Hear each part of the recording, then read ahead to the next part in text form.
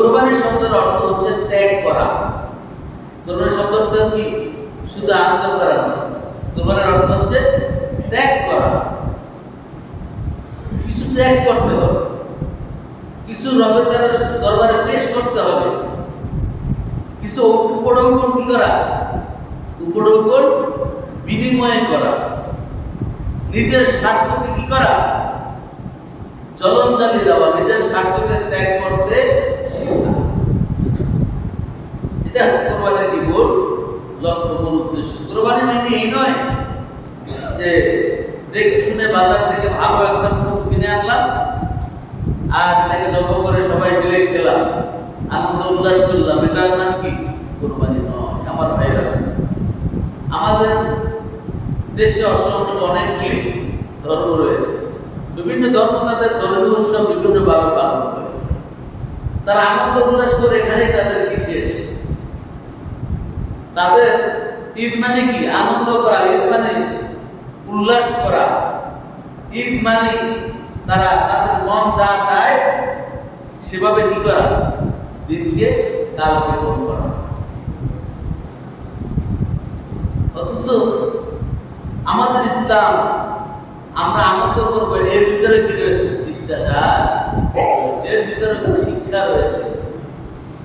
আমরা আনন্দ করবো, ঈদ করবো, এর ভিতরে আমাদের এটা রয়েছে, আমাদের জন্য কি ইবাদত। আমরা ঈদ করবো, এটাও কি আমাদের ইবাদত, এটা আমাদের বন্দেগী।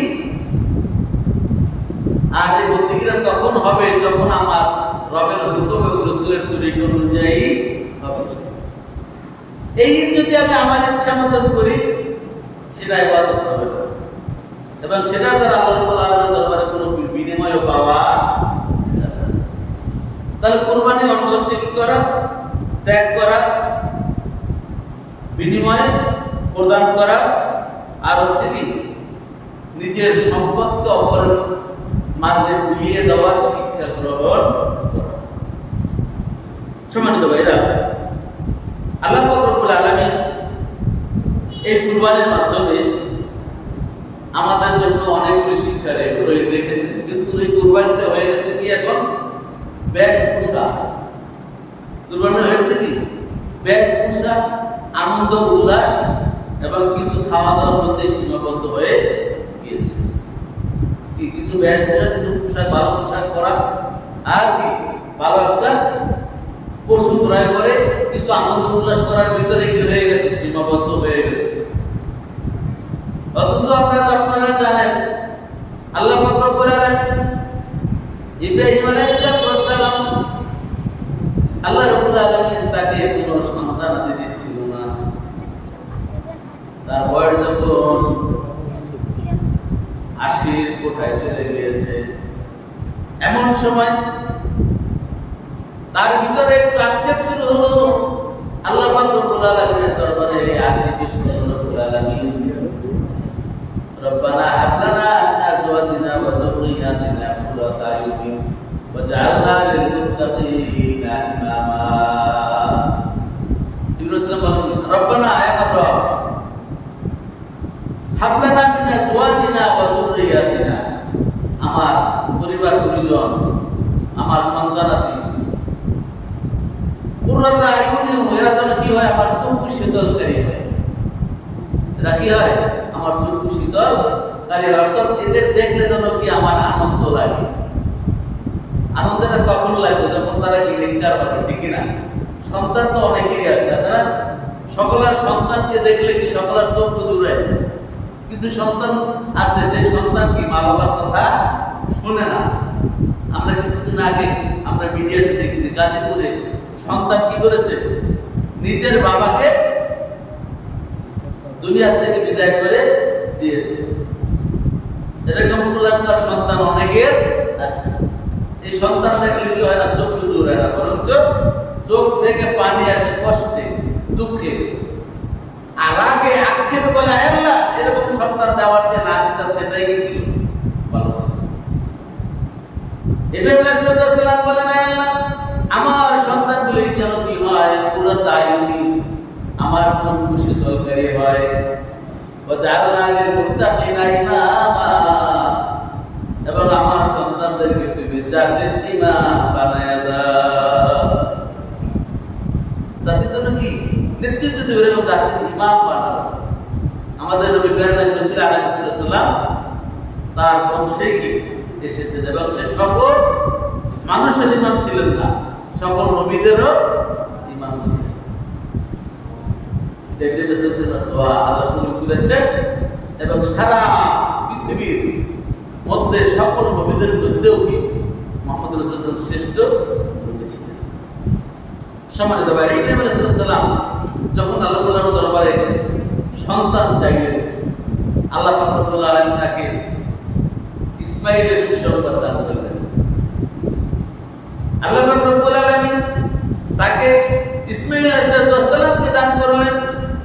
ইসমাঈল আলাইহিস সালাম যখন পৃথিবীতে আসলেন, ইব্রাহিম আলাইহিস সালাম জাফর নয় খুশি হয়ে গেলেন। বৃদ্ধ বয়সে যখন সন্তান হয়, সন্তান হলে তো সকলেই প্রত্যেক বাবাই কি খুশি হয়, কিন্তু দীর্ঘদিন পরে যদি সন্তান হয়, বৃদ্ধ বয়সের সন্তান হয়, তখন কি খুশির মাত্রাটা কি আরো বহুগুণে বেড়ে যায় না? যার সন্তান নাই সেই খুশি, এই আত্মটা কত, আর সন্তান না থাকার জ্বালা কত বড়। আমার ভাইয়েরা, আল্লাহ পাক রব্বুল আলামিন ইসমাঈল আলাইহিস সালামকে দান করলেন। আল্লাহ পাক রব্বুল আলামিন দান করে ইব্রাহিম আলাইহিস সালামকে বললেন, ইব্রাহিম তোমার সন্তানকে তুমি বনবাসে জঙ্গলে দিয়ে আসো, মরুভূমির মধ্যে কি করো, সন্তানকে দেখে আসো। ইব্রাহিম আলাইহিস সালাম একবারও চিন্তা করলেন, আরে বৃদ্ধ বয়সে আল্লাহ আমাকে একটা সন্তান দিল, এই সন্তানটাকে মরুভূমির ভিতরে রেখে আসবো, এই সন্তান কি খাইবে, কোথায় যাবে, কার কাছে থাকবে, কে তার দেখাশোনা করবে, এই চিন্তা কি একবারও করেন নাই। আল্লাহ পাক রব্বুল আলামিন তো দিছিলেন না, আবার যেহেতু আল্লাহ দিয়েছেন, আল্লাহ পাক রব্বুল আলামিন তাকে মরুভূমির মধ্যে রাখার জন্য বললেন। আল্লাহ রব্বুল আলামিনের হুকুম মতো ইব্রাহিম আলাইহিস সালাম সন্তান ইসমাঈল আলাইহিস সালাম এবং বিবি হাজেরা রাদিয়াল্লাহু তাআলা আনহাকে মরুভূমির ভিতরে রেখে আসলেন। সেখানে রেখে এসে যখন ইব্রাহিম আলাইহিস সালাম চলে আসতেছেন, বিবি হাজেরা ডাকতে বলে, ও আমার স্বামী, তুমি আমাদেরকে এখানে নিয়ে আসলে, আমাদেরকে রেখেই তুমি চলে যাচ্ছ, আমরা কি কোনো অপরাধ করেছি, আমরা কি কোনো অন্যায় করেছি? ইব্রাহিম আলাইহিস সালাম কোনো কথা বলে না। আবার ডাকতে বলে, স্বামী গো, তুমি যে আমাদেরকে এই মরুভূমির ভিতরে রেখে যাচ্ছ, এটা কি তোমার ইচ্ছা না আমাদের রবের ইচ্ছা? ইব্রাহিম আলাইহিস সালাম কোনো কথা বলে না, ইশারা দিয়ে দেখিয়ে দিলেন, এটা আমার ইচ্ছা নয়, এটা আমার রবের ইচ্ছা। আকাশের দিকে আঙ্গুল উঁচু করে দেখিয়ে দিলেন, এটা কি আমার ইচ্ছা নয়, এটা আমার রবের ইচ্ছা, আমি তোমাদেরকে এখানে রেখে যাচ্ছি। বিবি হাজেরা চুপ হয়ে গেলেন। নবীদের স্ত্রী, সে তো সেরকমই নাকি, তো সে চিন্তা করলেন, যেহেতু আমার রব এখানে রেখে যাওয়ার জন্য আদেশ করেছেন, অতএব আমার লালন পালনের ভার আমার রবেই গ্রহণ করবেন। তার ইমানে কি ছিল না, কোনো দুর্বলতা ছিল না। সেখানে আল্লাহ পাক রব্বুল আলামিন তার বন্ধুদের দ্বারা তাদেরকে লালন পালনের ব্যবস্থা করলেন। অনেক লম্বা ঘটনার দিকে আমরা যাব না। সেখানে আস্তে আস্তে একটু একটু করে ইসমাঈল আলাইহিস সালাম একটু বড় হলেন। বড় হওয়ার পরে আল্লাহ পাক রব্বুল আলামিন অর্ডার করলেন, ইব্রাহিম যাও, তোমার সন্তানকে বাড়ি নিয়ে আসো। ইব্রাহিম আলাইহিস সালাম বড় খুশি হয়ে গেলেন। ইব্রাহিম আলাইহিস সালাম মনে করলেন, আল্লাহ আমার উপরে পরীক্ষা নিয়েছেন, আমি নিশ্চয়ই পাশ করেছি, আমার বুকের পানি আল্লাহ আমার কাছে ফিরিয়ে দিয়েছেন। তাকে বাড়ি নিয়ে আসলেন। বাড়ি নিয়ে আসার পরে আনন্দে দিন কাটাচ্ছেন। হঠাৎ করে আল্লাহ পাক রব্বুল আলামিন তাকে স্বপ্নে দেখাইলেন, ইব্রাহিম, তোমার সবচাইতে প্রিয় বস্তু, যে বস্তুকে তুমি সবচাইতে বেশি মহব্বত করো, ওই বস্তুকে তুমি তোমার রবের নামে কোরবানি করো।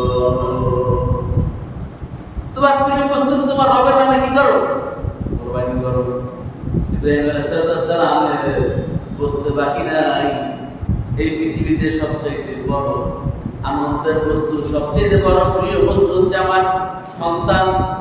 আল্লাহ পাক রব্বুল আলামিন আমার এই সন্তানকে চাইছেন। ইব্রাহিম আলাইহিস সালাম দেরি করলেন না, বিবি হাজারাকে ডাক দিয়ে বলেন, ও বিবি গো, সন্তানকে সাজাইয়া দাও, সন্তানকে নিয়ে বাইরে যাব। বিবি হাজারা রাদিয়াল্লাহু তাআলা আনহু খুশি হয়ে গেলেন। ইব্রাহিম আলাইহিস সালামের সাথে সন্তানকে সাজাইয়া, ইসমাইলকে সাজাইয়া দিয়ে দিলেন। সেখানে তারা দুই বাপ বেটা রওনা হলেন। চাইতে চাইতে মরুভূমির ভিতরে চলে গেলেন। সেখানে যাওয়ার পরে ইব্রাহিম আলাইহিস সালাম তার সন্তানকে বললেন, বাবা, আমি স্বপ্নে দেখেছি আমার প্রিয় বস্তুকে আমি আমার রবের নামে কুরবানি করি, এখন তোমার মতামত কি? ইব্রাহিম ইসলাম যেমন আল্লাহর নবী, তার ছেলে ইসমাইলও কি তার নবী। ইসমাইল আলাইহিস সালাম সাথে সাথে রাজি হয়ে গেলেন।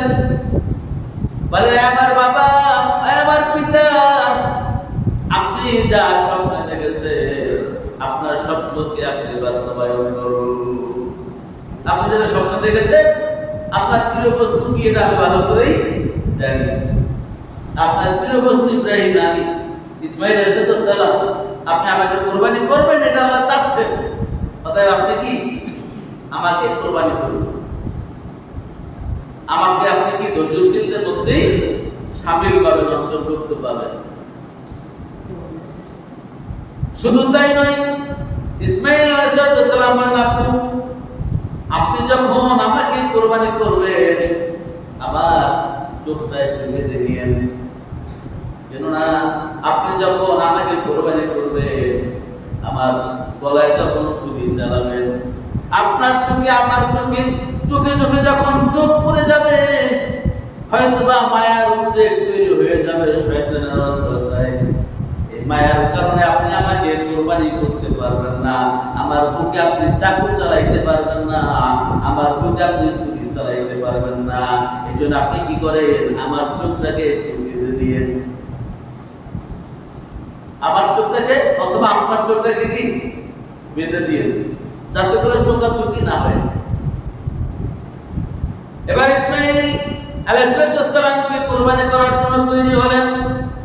ইব্রাহিম আলাইহিস সালাম চিন্তা করলেন, ওর চোখ না বেঁধে আমার চোখটাই বাঁধি, কারণ তেমনি তো সহায় দিচ্ছে, আরো বেশি কষ্ট হবে, আমার চোখটাই বেঁধে দিই। ইব্রাহিম আলাইহিস সালাম নিজের চোখ বেঁধে দিলেন। ইব্রাহিম আলাইহিস সালাম নিজের চোখ বেঁধে নিয়ে ইসমাইল আলাইহিস সালামকে শোয়ে দিলাম। ইসমাইল আলাইহিস সালামের গলার উপরে চাকু বসাইয়া দিলেন, এমনকি চাকু যে বসাইয়া দিলেন, কুরবানি করে দিলে বা জবাই করলে রক্ত ফিঙ্কি দিয়া বের হইয়া যায়। ইব্রাহিম আলাইহিস সালামের জামার আস্তানের ভিতরে রক্ত, গরম রক্ত চলে আসলো। ইব্রাহিম আলাইহিস সালাম কি বুঝতে বাকি রইল না যে আমার সন্তান কুরবানি হয় নাই, ক্লিয়ার। সে যখন ছুরি চালাইছে তখন কি তার জামার আস্তানের ভিতরে গরম রক্ত চলে আসছে। ইব্রাহিম আলাইহিস সালাম নিশ্চিত তার সন্তান কি হয়ে গেছে, কুরবানি হয়ে গেছে। সে রবের প্রশংসা করলো, রবের শুকরিয়া আদায় করলো, চক্ষু খুললো। চক্ষু খোলার পরে দেখে, হায়রে, আল্লাহ রাব্বুল আলামিন যেটা চায় সেটাই হয়। আপনি আমি যা চাই সেটা হয় না। আপনি আমি দোয়া করতে পারি, চাইতে পারি, আল্লাহ ইচ্ছা করলে দেয়, ইচ্ছা করলে দেয় না। আমাদের ইরাদা, ইচ্ছা, চাওয়ার উপরে কিছু নাই, কিন্তু আল্লাহ রাব্বুল আলামিন যা চায় সেটাই হয়। আল্লাহ সুবহানাহু ওয়া তাআলা চান নাই ইসমাঈল আলাইহিস সালাম দুনিয়া থেকে বিদায় হয়ে যাক। আল্লাহ রাব্বুল আলামিন চেয়েছেন ইব্রাহিম আলাইহিস সালামকে পরীক্ষায় পাঠালেন। আল্লাহ রাব্বুল আলামিনের এই পরীক্ষায় ইব্রাহিম আলাইহিস সালাম দ্বিতীয়বার পাস করলেন, প্রথমবার পাস করলেন, তার সন্তানকে কি করলেন, মরুভূমির ভিতরে রেখে আসলেন, সেখানে পাস। দ্বিতীয়বার পরীক্ষা করলেন, দ্বিতীয়বারও সে কি হয়ে গেল, পাস। সে ছুরি চালাই দিয়েছে, দ্বিতীয়বার ইব্রাহিম আলাইহিস সালাম পাস করলেন। আল্লাহ রাব্বুল আলামিন যখন সে ছুরি চালাইবেন এমন সময় জিবরাইল আলাইহিস সালামকে বলেন, জিবরাইল জান্নাত থেকে তুমি বাইরে ইসমাইলের জায়গায় বসাইয়া দাও, আর ইসমাইলকে তুমি আমার দোস্ত ইব্রাহিম আলাইহিস সালামের পাশে দাঁড় করিয়ে দাও। আল্লাহ রাসূল জিজ্ঞেস করছে, জিবরাইল তুমি এই পৃথিবীতে শত সহস্রবার এসেছো, কখন তুমি তাড়াহুড়ো বেশি করেছো? বলে, ইয়া রাসূলুল্লাহ, ইয়া হাবিবাল্লাহ, যেদিন আল্লাহ পাক রব্বুল আলামিন আমাকে ফোর্স করলেন, বাই ফোর্স অর্ডার করলেন, জান্নাত থেকে তুমি এনে ইসমাইলের জায়গায় শোয়া দাও, ইসমাইলকে দাঁড় করিয়ে দাও, ওই দিন আমি কি করেছি? আমার এই পাখাগুলি ব্যবহার সব ব্যবহার করছি। আমি শুধু 2টা পাখা ব্যবহার করি, অন্য পাখাগুলি ব্যবহার করি না। ওই দিন আমি পাখাগুলি ব্যবহার করি, সবচেয়ে বেশি পরেশান হয়ে গুরুত্ব হয়ে করলাম, দুম্বা এনে ইসমাইলের জায়গায় শোয়া দিলাম, আর ইসমাইলকে ইবনে সালামের পাশে দাঁড় করে ইব্রাহিম আলাইহিস সালাম চোখ খুলে দেখলেন ইসমাইল দাঁড়ানো, দুম্বা কুরবানি হয়ে গেল। আল্লাহ পাক রব্বুল আলামিনের দরবারে হাত তুলে, আল্লাহ তোমার কুদরত বুঝতে পারলাম না। আল্লাহ পাক রব্বুল আলামিন বলেন, ইব্রাহিম আমি চাই না ইসমাইল কুরবানি হয়ে যাক, আমি শুধু আপনাকে পরীক্ষা করার জন্য এই ব্যবস্থা করেছি। আপনি কি পাস করেছেন? আপনি শুধু ইব্রাহিম নয়, ইব্রাহিম নবী নয়, আজকে থেকে আপনি ইব্রাহিম খলিল। আপনি আমার বন্ধু, আপনি আমার দোস্ত হয়ে গেলেন। আজকে থেকে আপনি কি আমার বন্ধু, আমার দোস্ত ইব্রাহিম খলিলুল্লাহ। আপনার উপাধি কি? খলিলুল্লাহ, আমি আল্লাহ দিয়েছি। তো ইব্রাহিম আলাইহিস সালাম কি করলেন? কুরবানি করলেন। তার মানে কি? ত্যাগ করলেন, নিজের সবচেয়ে প্রিয় বস্তু কি করলেন? কুরবানি করলেন। সম্মানিত ভাইদের জন্য বিশেষ করে দেখা যায় সৌদি আরব কান্ট্রিগুলিতে মনে হয় যেন তারা কোরবানি করে না, মনে হয় কি তারা কোরবানি করে না। এরকম আমরা যেরকম গরু আপনার সাজাই মজাই রাইখা যে কোরবানি এভাবে করি, তারা কি এভাবে করে না। খবর নিয়ে দেখবেন তারা এক একজনে কোরবানি করে একাধিক 10টা 20টা 50টা কোরবানি করে, এবং তারা কি করে বিভিন্ন রাষ্ট্রে কি পাঠাই দেয়। আমাদের দেশেও অনেক সময় আসছে বা এখনো আসে, হয়তো বা আমরা কেউ পাই কেউ পাই না। তো এই তারা কি করে কোরবানি তারা বিভিন্ন দেশে পাঠাই দেয়, কারণ তারা জানে আমার দেশের মানুষ স্বয়ং সম্পূর্ণ, তাদের অভাব নেই। এই জন্য তারা বিভিন্ন রাষ্ট্রে পাঠাই দেয়, গরিব মানুষ যাতে খেয়ে আল্লাহর শুকরিয়া আদায় করতে পারে। অথচ আমরা এই কোরবানির শিক্ষাটা নিচে অন্যভাবে আমরা মানুষকে দেখানোর একটা প্রবণতা আমাদের মাঝে তৈরি হয়, বিয়ে বাড়ি রান করার একটা প্রবণতা কি আমাদের তৈরি হয়। হ্যাঁ, 2টা 3টা গরু কোরবানি করছে, মানে একটা নাম প্রকাশ করার একটা ব্যবস্থা আমাদের মধ্যে তৈরি হয়। গরুকে সাজায় মাজায় তেল না দিয়ে জড়ি মুড়ি দিয়ে মালা দিয়া বরণ করে।